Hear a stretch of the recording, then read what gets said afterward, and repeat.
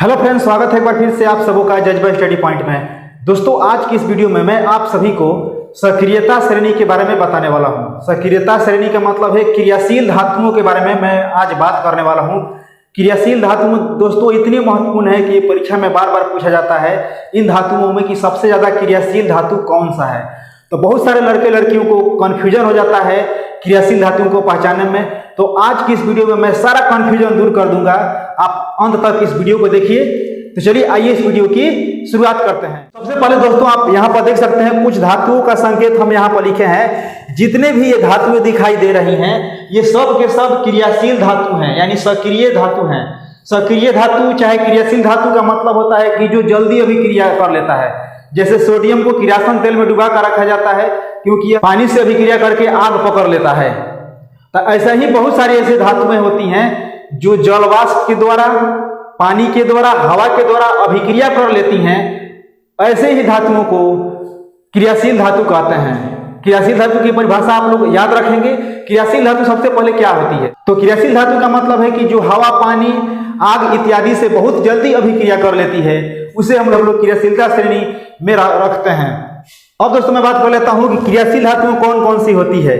तो देखिए यहाँ पर जितने भी लाइन से लिखे हुए दिखाई दे रहे हैं धातु का नाम, जैसे यहाँ पर देखिए के से क्या होता है पोटेशियम, वैसा ही जितने भी ये धातु दिखाई दे रहे हैं ये सब के सब क्रियाशील धातु हैं। इन धातुओं का नाम एक बार मैं आप सभी को पढ़ के बता देना चाहता हूँ। देखिए के से हो जाता है पोटेशियम, सी से कैल्शियम, Na से सोडियम, Mg से मैग्नीशियम, Al से एल्यूमिनियम, Zn से जिंक, Fe से लोहा, Sn से टीन, Pb से सीसा यानी लेड होता है, H से हाइड्रोजन, Cu से कॉपर, Hg से पारा, Ag से चांदी, Au से सोना।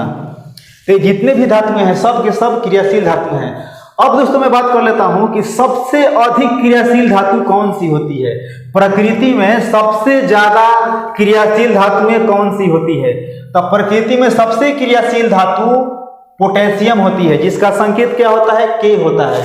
उसी प्रकार आपसे परीक्षा में यह भी प्रश्न पूछा जाएगा कि सबसे कम क्रियाशील धातु कौन सी है। तो सबसे कम क्रियाशील धातु कौन सी है? तो सोना होती है। संकेत क्या होता है? Au होता है। अब इतनी सारी धातुएं हैं दोस्तों, अब इसको ऐसे तो याद नहीं रखा जा सकता है सबको, तो इसीलिए याद करने के लिए हमने एक ट्रिक बनाया है। तो जाइए आइए अब ट्रिक के माध्यम से जानते हैं कि इन धातुओं को याद करने का सरल ट्रिक क्या है। तो इन धातुओं को याद करने का ट्रिक है दोस्तों, आपको याद रखना है। यहाँ पर एक ट्रिक बताए हैं, काका काकी ने मांगा आलू, जो फेमस शंकर प्रभु है, क्यों होगी आगे औरत। ठीक है, एक बार समझिएगा ध्यान से। काका काकी ने मांगा आलू, जो फेमस शंकर प्रभु है, क्यों होगी आगे औरत।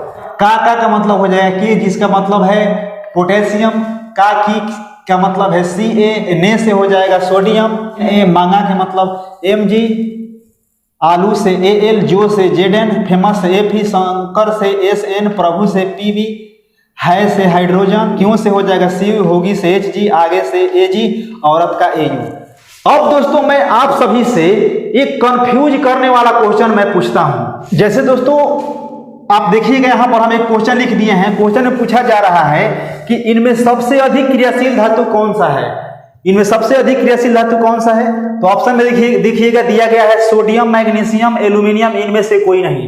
तो आप लोगों में से अधिकतर लोग कहेंगे कि इसमें सबसे अधिक क्रियाशील धातु तो दिया ही नहीं गया है, तो इनमें से कोई नहीं आंसर होगा। लेकिन यहां पर आपको ध्यान रखना है, आपका आंसर गलत हो सकता है। आपको क्या करना है, सबसे अधिक क्रियाशील धातु तो पोटेशियम होता है, इसमें कोई गलती नहीं है। यहां पर हम जो भी धातु का नाम लिखे हैं इसको आपको याद रखना है। ये सारे धातु का जो नाम है ये अवरोही क्रम में लिखे गए हैं, यानी सबसे अधिक पोटेशियम, इससे कम कैल्शियम, इससे कम सोडियम, इससे कम मैग्नीशियम, इससे कम एल्यूमिनियम। माने जैसे जैसे नीचे डाउन होता गया है उसकी क्रियाशीलता श्रेणी कम होते गई है।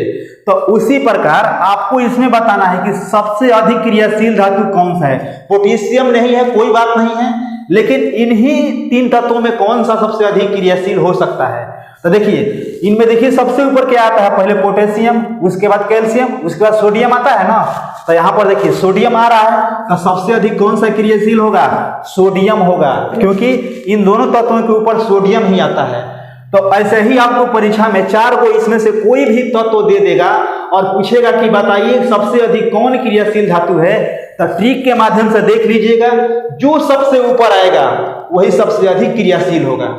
जैसे अब मान के चलिए ये 4 गो तत्व आप देखिएगा ध्यान से, 4 गो तत्व दे देगा Zn, Fe, Sn और Pb। इसमें पूछेगा कि सबसे अधिक क्रियाशील कौन है, तो आपको देखना है कि सबसे ऊपर कौन सा है, Zn, तो Zn सबसे अधिक क्रियाशील हो जाएगा।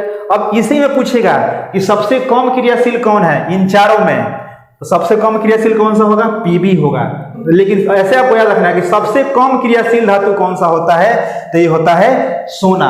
अगर उसमें ऑप्शन में सबसे कम वाला में सोना दिया रहेगा तो उसका आंसर सोना होगा, वरना 4 को जो ऑप्शन दिया रहेगा उसमें देख लीजिएगा सबसे कम कौन सी क्रियाशील है ट्रिक के अनुसार। तो इन धातुओं में से जो भी सबसे ऊपर आएगा वो सबसे अधिक क्रियाशील होगा, और जो जितना नीचे रहेगा वो सबसे कम क्रियाशील होगा।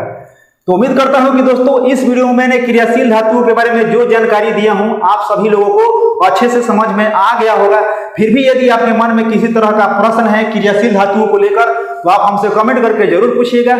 तो मिलते हैं अगले वीडियो में, दीजिए इजाजत, नमस्कार।